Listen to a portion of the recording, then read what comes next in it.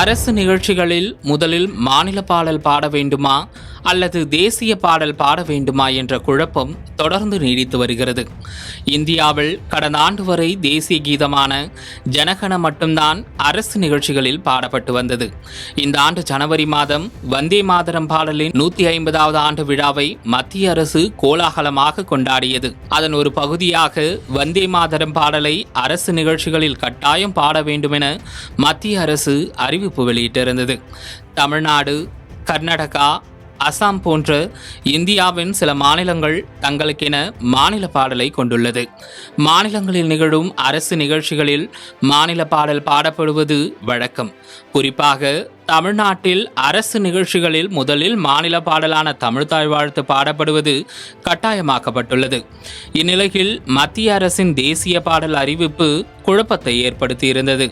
இதற்கிடையில் தமிழகத்தின் முதல்வராக விஜய் பதவியேற்ற நிகழ்ச்சியில் முதலில் தேசிய பாடலும் அடுத்து தேசிய கீதமும் அதனைத் தொடர்ந்து மாநில பாடலும் இசைக்கப்பட்டது.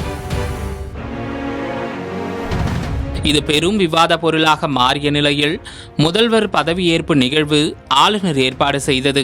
ஆகையால் அது மத்திய அரசின் வழிகாட்டுதலை பின்பற்றியே நடைபெறும். அப்படிதான் முதலில் தேசிய பாடல் பாடப்பட்டதாக விளக்கம் அளிக்கப்பட்டது. மேலும் மாநில அரசு நடத்தும் நிகழ்ச்சிகளில் மாநில பாடலுக்கு உரிய முக்கியத்துவம் வழங்கப்பட வேண்டும் என தமிழக அரசு தரப்பில் வலியுறுத்தப்பட்டதாகவும் தகவல்கள் வெளியாகியுள்ளன.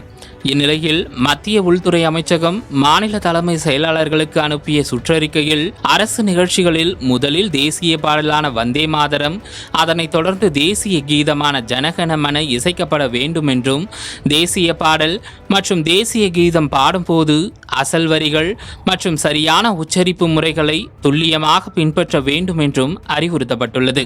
மாநில பாடல் இசைக்கும் நடைமுறை உள்ள மாநிலங்களில் தேசிய பாடலும் தேசிய கீதமும் நிகழ்ச்சியில் இடம்பெற வேண்டும் என்றும், அவை பாடப்படும் போது அசல் வரிகள் மற்றும் சரியான உச்சரிப்பு முறைகள் பின்பற்றப்பட வேண்டும் என்றும் மத்திய உள்துறை அமைச்சகம் அறிவுறுத்தியுள்ளது.